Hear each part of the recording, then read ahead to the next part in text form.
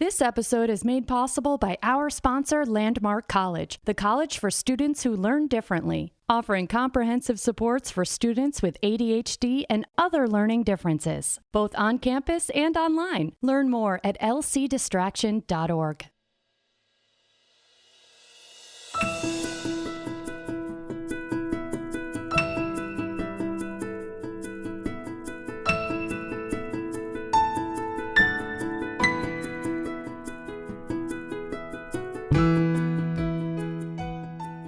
Hi, everyone. I'm Alisyn Camerota. Thank you for joining me on Distraction. And I want to let you know that today's show might be tough for some of you listening because we're going to be talking about suicide. And today's show is personal for me because over the past 2 years, I lost 2 friends to suicide. And I know I'm not alone. I know that these few years have been very tough for a lot of people. The suicide rate has tragically spiked in various age groups, and particularly because of the isolation during the pandemic. And that was the case for what happened to my friend, Greg Montgomery. It was one of the issues, I should say, that led to his death. Some of you may even know Greg through his super successful career playing football in the NFL. So my guest is Greg's sister, Margot Montgomery Moran, and she has created the Gregory H. Montgomery Foundation as a way to honor her brother's legacy and what he was really interested in terms of mental health and helping other people. So she graciously agreed to come on Distraction and speak with me about her brother and his life and the void that his death has left behind.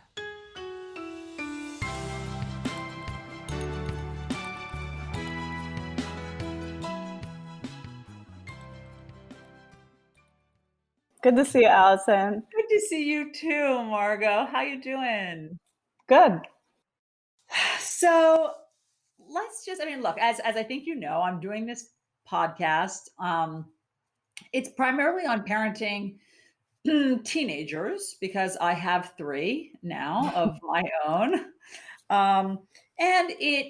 Because it's about parenting teenagers, it's about mental health and it's about resilience, and if that can be created or if that's sort of genetic or learned. It's about all of the challenges of substance abuse. It's about suicide.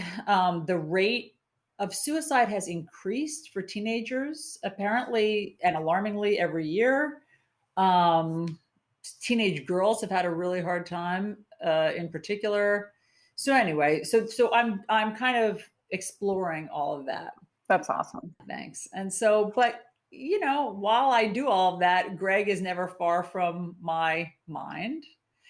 And so I just know that you too have kind of been dwelling in this world and dealing with all of this. So I just wanted to dive in and see how we could connect on all of it.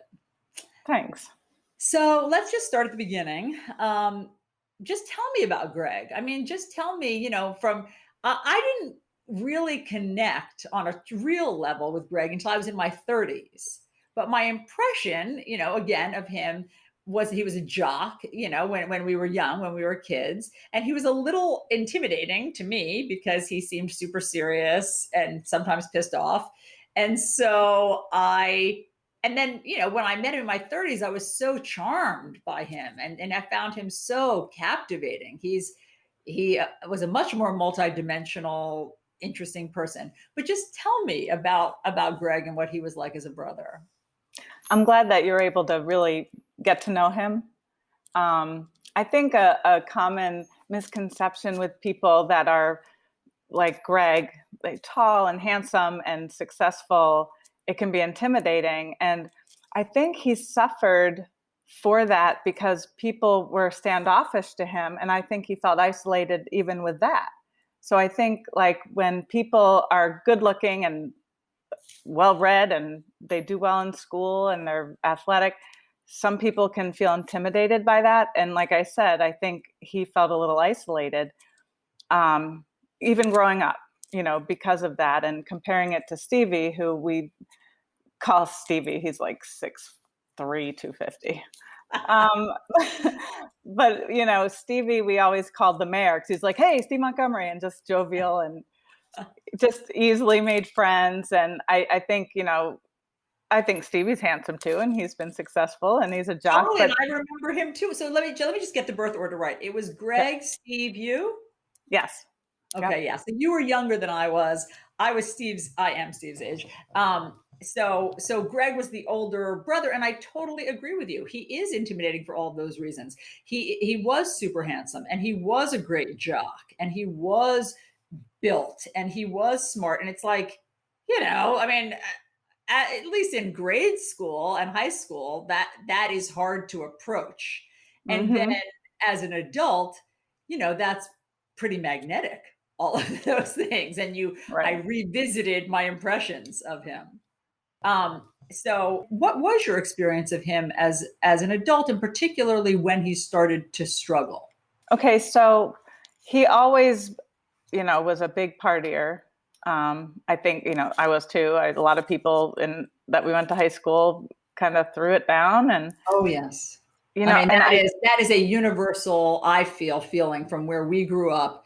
There, I mean, I've stopped kind of beating around the bush. There was a lot of alcohol and drug use, and then a lot of abuse. Mm-hmm.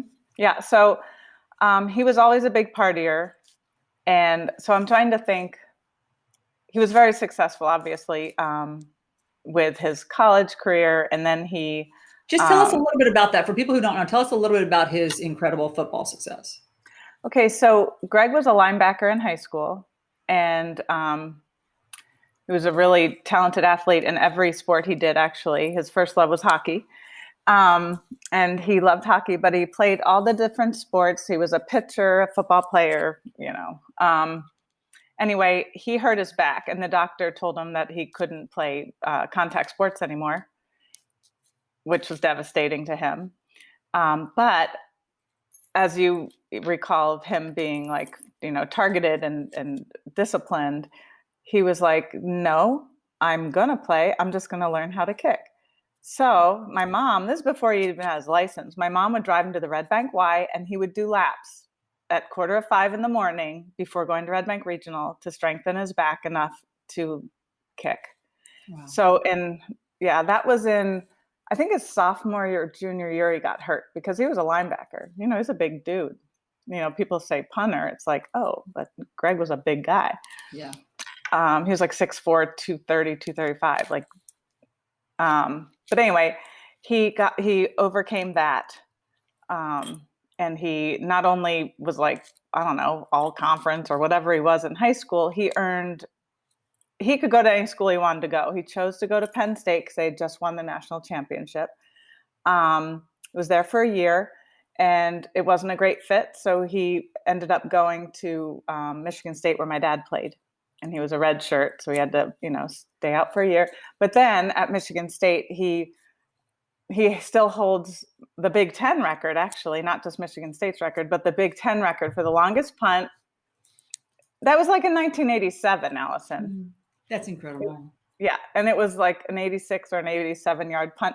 So anyway, not only did he get on the team or, all that jazz, he actually was recruited by all the different schools, and he ended up going to Michigan State when my dad went. Was all Big Ten, every number one slot you could get at Michigan State, he did. And then he went into the pros in the fourth round, which is unheard of for a punter. Usually they're lower down in the ranking, but he was, and it was whatever, third or fourth round. My dad, I think it might have been the third round, but I think you're right. I read that. Yeah. So, but very high up, and he went and he played with Houston Oilers. He not only played pro, but he was all pro. I mean, come on. That's very rare. The pride, I'm the least athletic person in the universe, as everyone knows. A ball comes towards me and I shriek and put my hands up and run away. But the pride that we all felt from Shrewsbury, about that was huge. I mean, that is totally hometown boy, and all of us felt that way. And, I loved being able to brag about it. Again, even though we weren't friends, at that time, I loved being able to brag about him. Well, And just like us so, being able to brag about you. oh, good. I'm glad that I could return the favor. So when did he start? Okay, so he had incredible resilience. He changed his life trajectory when he was injured. I mean, that's just again the mark of his discipline. And when did you notice that he started to have mental health struggles? I'd say when he was with the Houston Oilers. I can't give you a year exactly when I saw the shift, but I can tell you when I definitely was concerned about him. So Quinn, I don't know about you, but I always judge my life with the age of my children. I have a 24-year-old who named Quinn, and he was a baby. And Greg went through a really hard time. He had actually, I'm trying to think what year. So Quinn was born in 97. So it was around there. And my husband had to go to Houston to help him because he was having performance anxiety where he was taking Ativan. What is that? That's an Ativan, anti-anxiety? I guess it's a drug. I don't know. I guess it's a pretty potent drug. And he got addicted to it. And that was, in 97. But I mean, he always partied too hard, but he was very successful and did well at his job. And so sometimes you don't always see the signs, except when he was in Houston, he would call me at all hours of the night and want me to talk to his friends. He was so sweet. He was so proud of me. And he would just be like, you have to talk to my sis. She's awesome. And he passed the phone. I'm like, and I was a, newly married woman and I had a baby and I'm like, okay, Greg. And so I think that's when I started worrying about him because I'm like, who doesn't know not to call somebody at 1 a.m? But I always felt a little compelled. manic, right? I mean, now we know in our new language and our new sophistication, maybe he was a little manic. Maybe because he was officially diagnosed, I think, when he was with the Ravens. So that was like 99. So I don't know. But the difference, though, because I have something to compare it to now, when he had his first real manic break, it wasn't Greg. Like, as I mentioned it, like when he would be manic after he was diagnosed and I could see it, because he was living in Houston for a long time and I was living in Michigan at the time. So when you say, when did you see the decline or whatever, the progression of his disease or situation, I'd say in Houston, I started worrying about him because he would be partying really hard and calling me and talking. And by the way, I'm sober, right? So I got sober before I was legal to drink. Is that right? And why did you do that? Because I knew that it wasn't going to end well, that it just didn't work for me, drinking, and I was carrying on myself. And so you were in high school? No, it was after high school. So after high school, you decided to stop drinking because you just saw the trajectory that you were on. Oh yeah, I knew it wouldn't end well. I wasn't any good at it. My off switch was broken. And that's kind of how I tell my kids that growing up, that's how I told my kids. I said, you know what? My off switch is broken. And that's the only way I could explain it. And so I went to treatment, and actually Greg, he's awesome. I still say is because, but he, like I said, whenever he would call me and want me to talk to his friends, like obviously they'd been partying, but I think he was just so dumbfounded that someone so young could get their act together and quit. And that's when he would be like, oh, you have to talk to my sis. She's so awesome. And the same when he played for Detroit. I remember driving him and all of the Detroit Lions around in this huge Suburban that he had. And he was like, oh, sis will drive. She's sober, And then he'd always be saying, oh, isn't she awesome?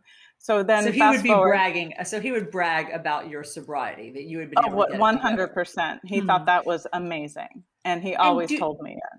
do you think that did you come to believe that you and or your family had a predisposition to alcohol or substance abuse? Oh, for sure. Yeah.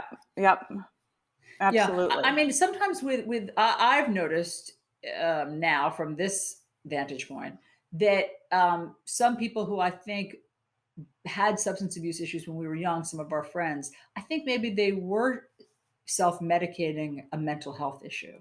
Yeah. So, I mean, we all thought we were partying, or as we'd call it, or Yeah. whatever. But I think that for some people who were doing it with a vengeance, Hmm. they were already treating some undiagnosed mental health issue. And did you feel that way with Greg? Yeah. And that was also something interesting. When Greg was diagnosed being bipolar, and I'd been sober for a long time by then, and I remember sitting on steps at my house, and he was like, and he'd always couple the we. Now, by the grace of God, I don't have a mental health issue. I mean, I have addiction that I know how to solve that. I don't drink. I don't do drugs. That's how I, handle that. But he had a whole different animal to deal with. And that was really hard when I would explain to him that he needed to do extra stuff. And I hated to put it that way, but there was more steps in his recovery than mine. But I want to tell you, Alisyn, so I think the hardest part of his decline, if you will, is he'd be great for a few years at a time, really taking care of himself. And I'm so grateful that my kids got to know that guy too. But that's why we started our foundation, because Greg, I remember when Quinn was 2, we had an intervention for Greg. And, it's really hard to see your grown brother. His chin was going like he was a little boy. And I flew out to Hazelden with him, and we just held hands. He had these big hands. And we held hands, and he just said, "I really appreciate you, sis." We were very close. And I explain it like the loss of him. Sometimes I feel like I'm missing a limb, But anyway, so he went to Hazelden. Well, I just want to say And something about that for a second, because I think that that's really poetic and beautiful. But I also think that there was something to me so endearing about Greg, because he could speak so articulately about his own journey and his own struggles. And so like flying on your way to Hazelton, holding his hand and him saying, "I really appreciate you," that already shows a level of like perspective that he had. I mean, I've been involved in some interventions. They're not always thankful on the way to Hazelton, right. like wrestling them into the car and tackling them into the car is not, you don't always get somebody with that level of insight and perspective. But again, that is part of what I always found super compelling about Greg, is that he could speak about, once on the other side of it, or once he was diagnosed, he could speak so fluently about his own challenges and mental health struggles. But yeah, so when he was there, and he was there for, I don't know, 6 weeks or whatever it was, when he came back, he was just saying, "Oh, sis, we have to help these kids. It's so sad." And that's so Greg. Like, and I just would, I'd take his face and I'd say, "Listen, pal, I want you to help you. I mean, you got to keep doing." And I said, but that was just so him. So, after he retired from football, he coached kids, but truly it was more about the kid than football. He really wanted them to be okay and heard as a person. But anyway, so his whole life he always cared about people, and even the underdog. These stories that people would call and write me letters after Greg died, I wasn't surprised at all by them, but it was, it's just like, yep, that was Greg. I'm glad that you got to know him. Do you think, because I sometimes when I talked to him, it sounded like he thought that playing football at the level that he did and being a professional NFL football player, that contributed to some of his mental health issues. Do you think that that's true? Maybe. I mean, I think it's a lot of pressure. And for instance, that anxiety, that performance anxiety that he had, it's a lot of pressure. Yeah. And we did donate his brain to the Boston University for CTE study. That's so wonderful. It was a hard conversation, but I know he'd want us to. I know he would too. Mm-hmm. What Greg told me about how it contributed to his mental health issues, I'm sure he's told you this, but he likened it to being a gladiator. Like he felt that you were in the arena, they called the gladiators in, you had to be like super strong and perform at this level. And people liked it if there was, blood and guts. I mean, I'm exaggerating, but in that colorful, like the fighting, the physicality, and then you were done and everybody went home except you guys, the gladiators. And then there were all of these physical and mental repercussions afterwards, and nobody was there to, pick up the wreckage of that.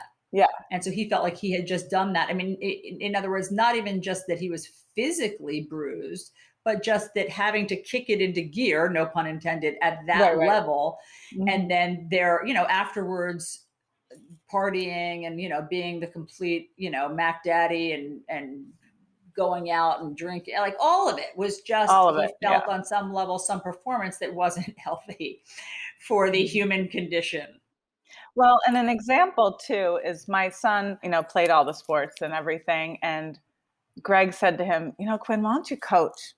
Don't make playing your aspiration. Be a coach, because coaches make a difference in people's lives. Yeah. So fast forward to this past year, or the year of COVID, you think that contributed to Greg's downward spiral. So what happened that year? Well, how do you think that contributed to everything? Well, it was a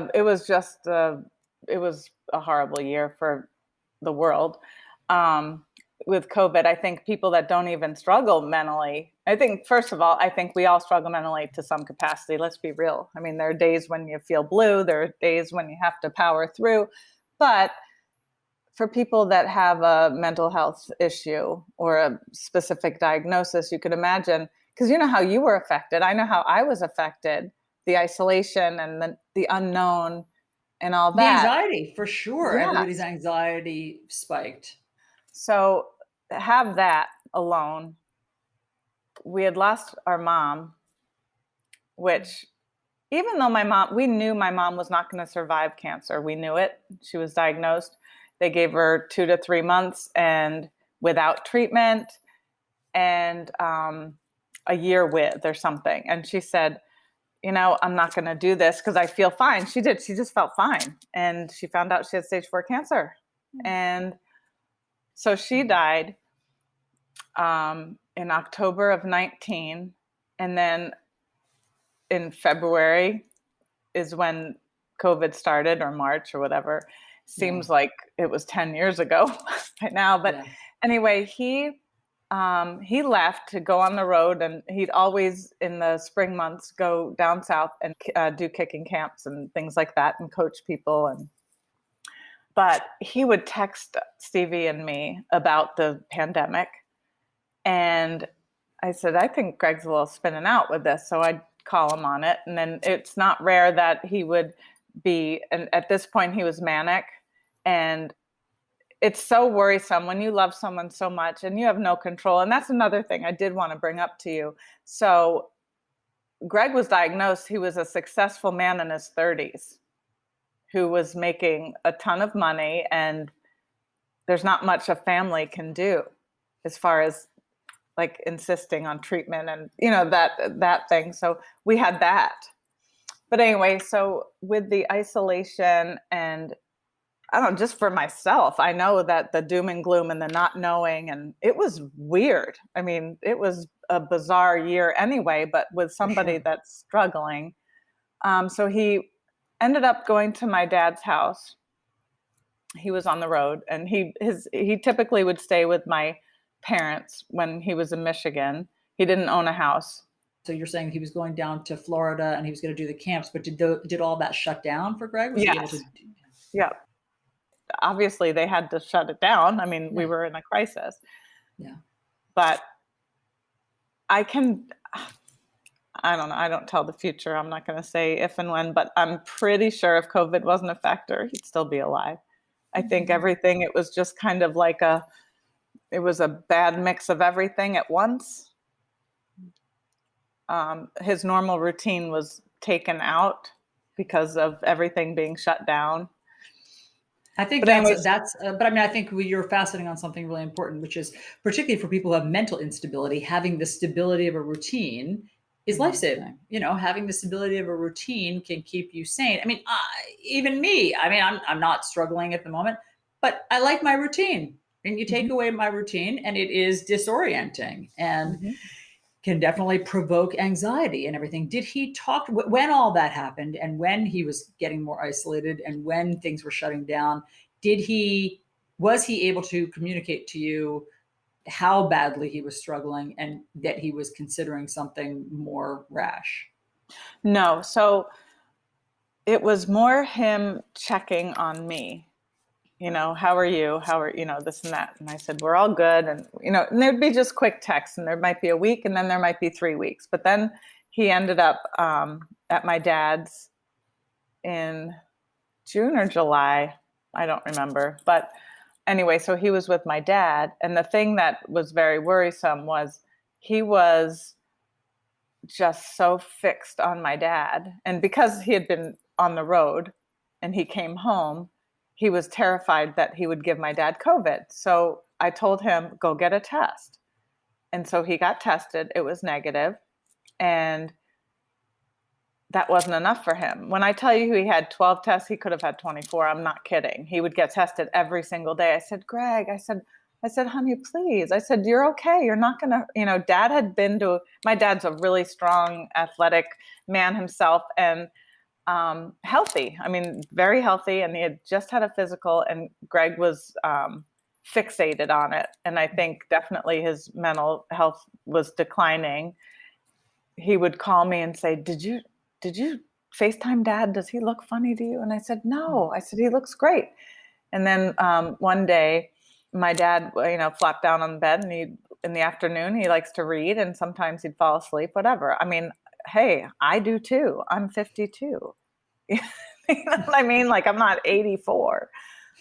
And he shook my dad and said, Dad, wake up. They're here. And my dad's like, what do you mean? And he had called EMS.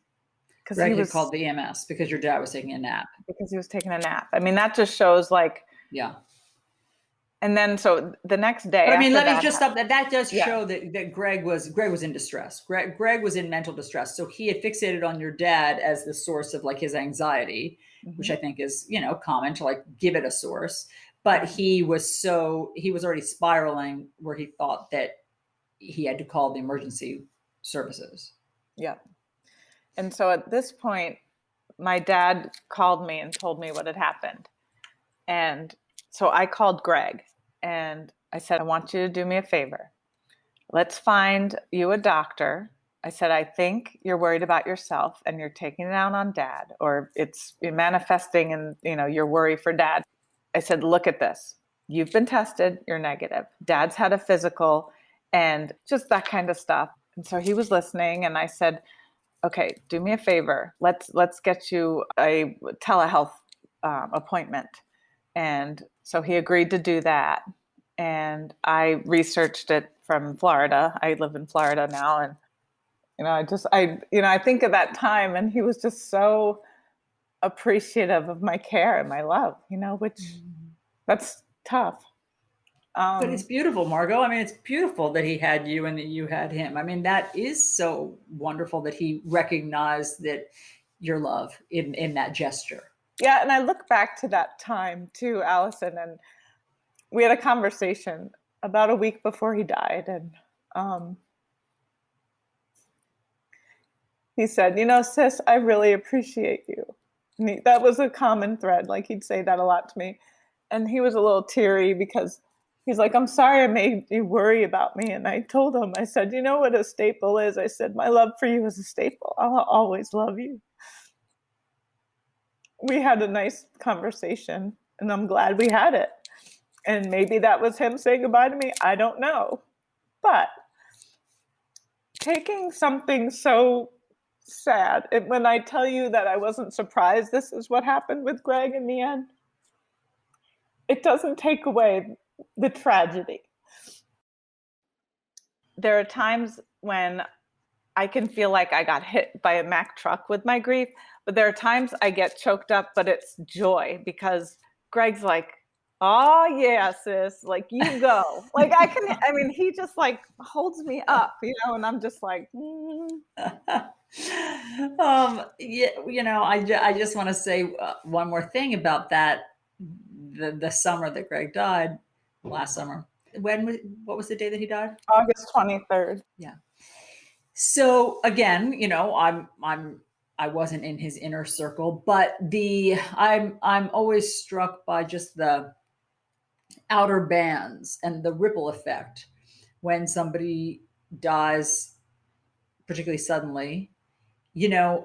Like I knew soon after that, and like the telephone tree and the text tree lit up, and with so many people that we grew up with and that are from our area, and it's like everybody feels guilty, and I guess that's just natural. I mean, I kick myself, like if maybe if I'd called Greg more, maybe if I'd stayed in touch. And I know that's what, after suicide, there's, so much guilt. And I know that's just natural, but for you as his sister, how do you cope with that? So I know that I did everything that I was aware of at the time. I'll always think, well, what if, I think, like you said, it's just a natural, but just my relationship with him, and I can tap in on that and realize he was not shy about letting me know that he loved me, and that was a gift he gave me too. But how I'm coping truly is starting the foundation, my brother and my dad and I. That's awesome. Something that is really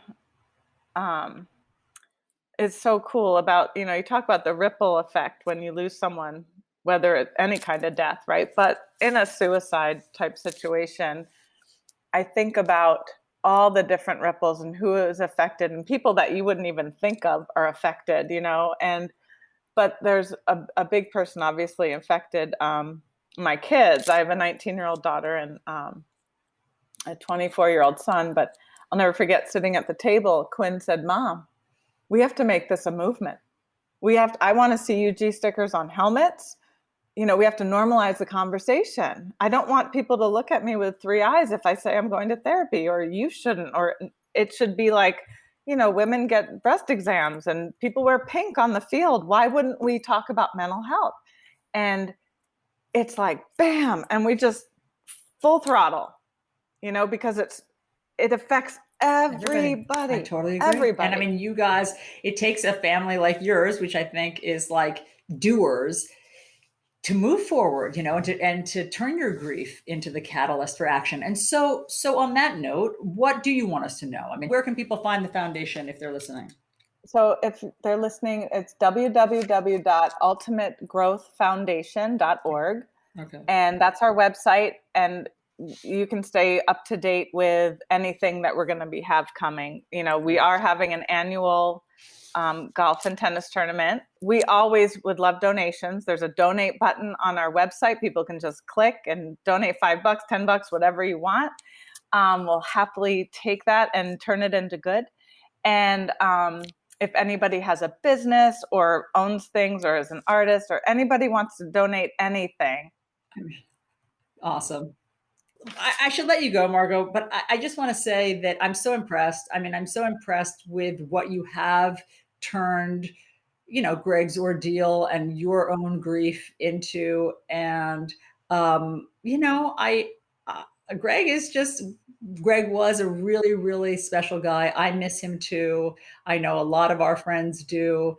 And I think that you guys being able to harness this and remember him in this way is really a testament to your strength and to your family. And so I'm really impressed, and I'm excited to get the word out and to help you with the foundation and everything. Yeah, I so appreciate your support, Alisyn. Thank you for getting this out to people. It's so needed. Thanks for talking today. Absolutely.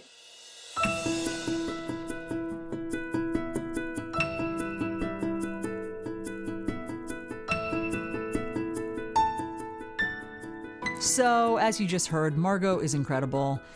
She is figuring out how to take her own really raw grief and sadness and loss and turn it around to help other families and try to save them. And that, of course, is so inspiring. So that website, again, is ultimategrowthfoundation.org. And please, if you are struggling, call 1-800-273-8255, or you can go to the suicidepreventionlifeline.org. That's their website. And it has 24-hour confidential support. And remember to subscribe to Distraction wherever you get your podcasts so you don't miss a single episode. And please share your feedback with us. Email connect@distractionpodcast.com. Distraction is created by Sounds Great Media. Our producer is Sarah Girton, and special thanks to Emma Marshall, Melissa Blum, and Caitlin Goldsmith. I'm Alisyn Camerota. Thank you so much for listening.